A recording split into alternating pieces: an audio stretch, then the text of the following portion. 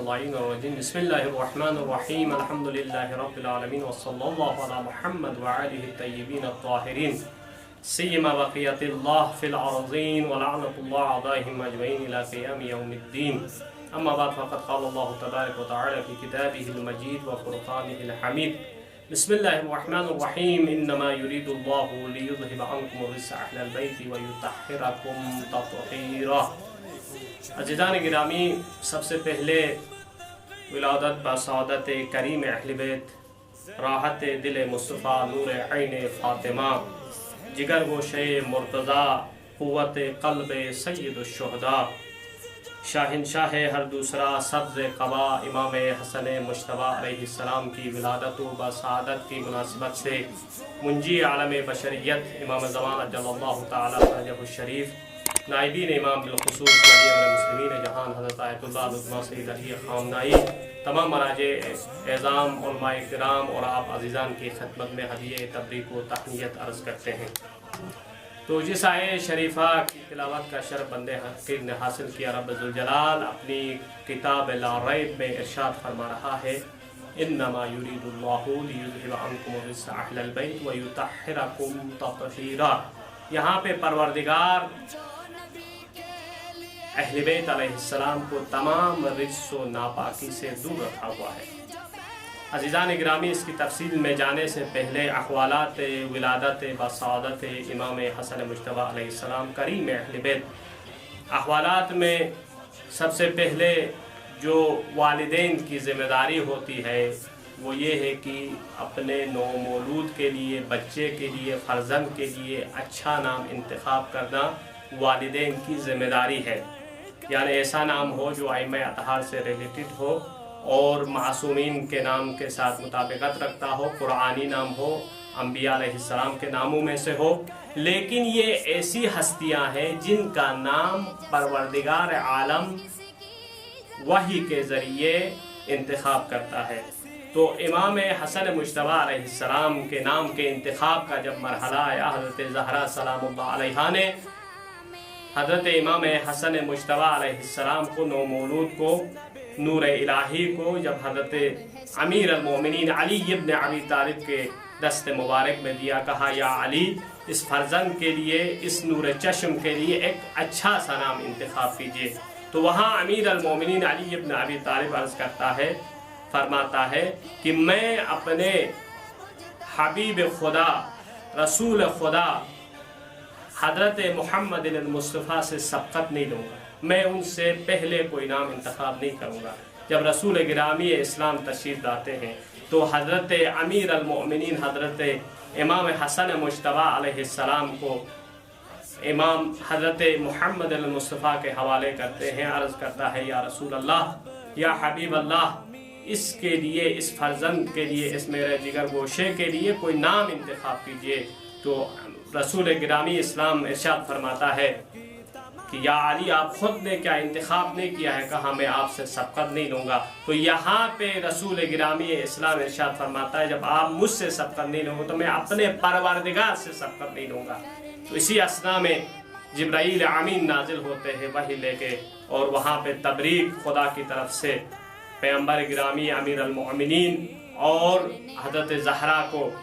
तबरीक पेश करने के बाद वहाँ पे जिब्राईल अमीन कहता है, खुदा ने, परवरदिगार ने आपके फर्जंद का नाम शुब्बर रखा है, क्योंकि आपकी निस्बत और अली की निस्बत मूसा व हारून की तरह है, इसीलिए हारून के फर्जंद का नाम शुब्बर था और आपके फर्जंद का नाम भी शुब्बर परवरदिगार ने इंतखाब किया है। अब शुब्बर अली की निस्बत मूसा और हारून की है, और अली को आपसे वही निस्बत है जो हारून को मूसा से थी। तो वहाँ पे परवरदिगार आलम ने इमाम हसन मुज्तबा का नाम शुब्बर रखा। तो पैगम्बर गिरामी ने हज़रत जिब्राईल से कहा, या जिब्राईल, ये तो इब्री नाम है, तो अरबी में इसका क्या नाम होगा? तो अज़ीज़ान गिरामी, तो यहाँ पे अरबी नाम शुब्बर का हसन अरबी नाम हुआ। अज़ीज़ान गिरामी, अब यहाँ पे जो अलक़ाबात मासूमीन अलैहिस्सलाम को मिले हैं, ये एहसासाती नहीं है, अवातिफी नाम नहीं है,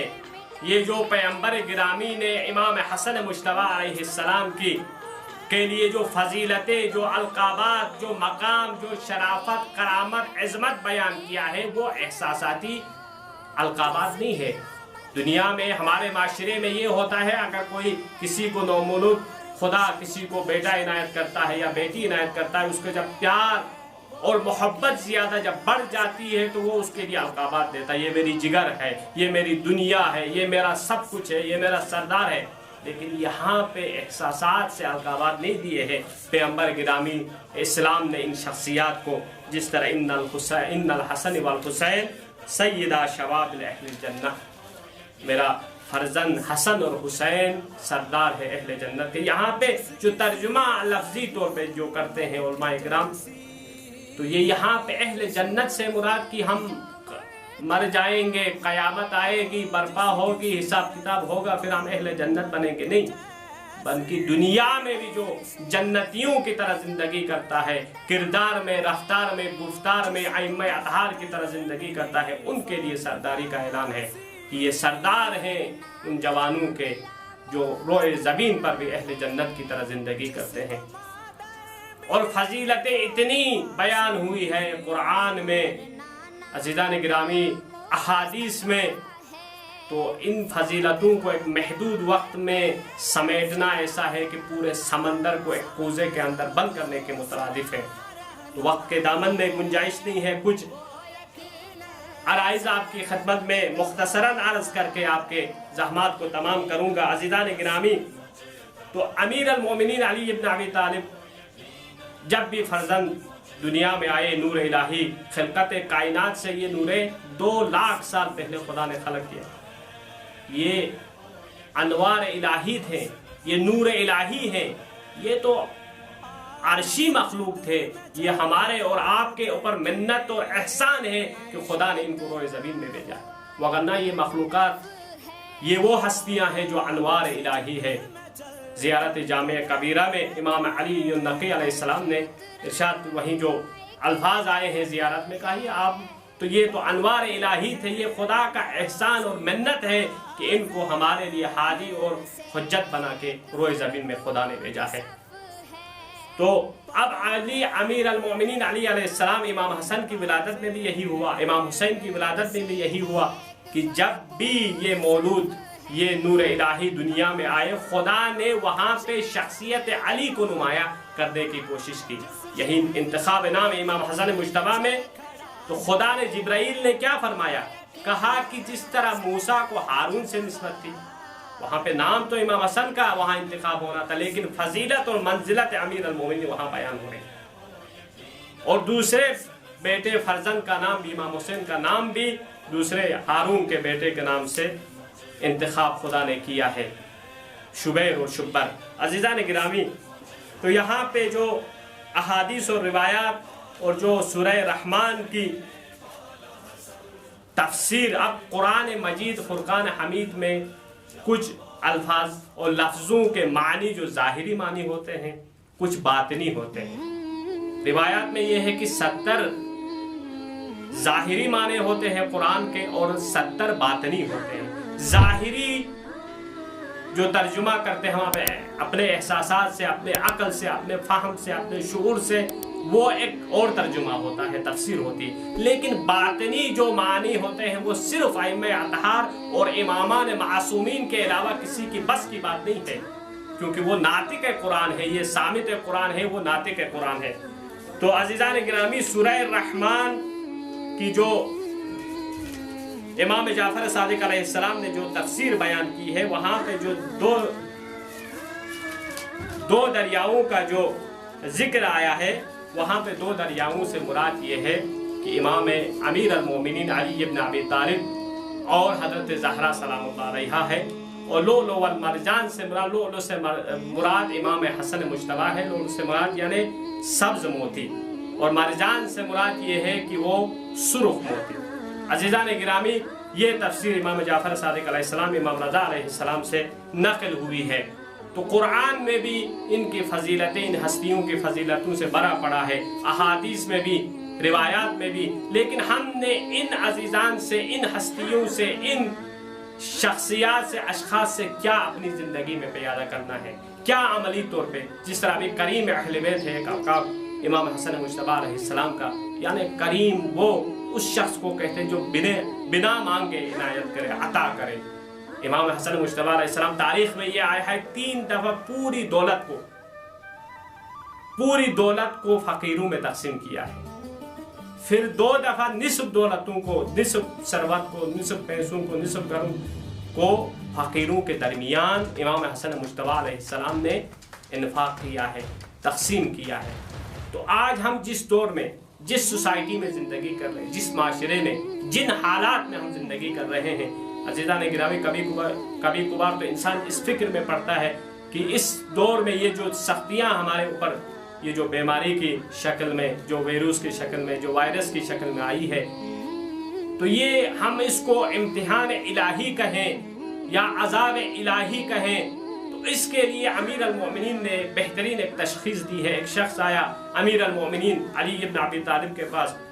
تو عرض کیا، یا ابن رسول اللہ، امیر المومنین، مجھے ایک چیز آپ بتا دیجئے کہ اگر کوئی مشکل ہمارے اوپر آتی ہے، کوئی سختی ہمارے اوپر آتی ہے، تو ہمیں کیسے پتہ چلے کہ یہ ہمارے لیے امتحان ہے یا عذاب ہے؟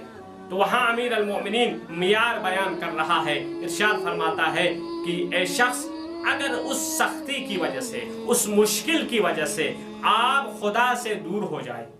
آپ کو خدا سے، وہ سختی آپ کو خدا سے دور کرے، تو وہ عذاب ہے آپ کے لیے۔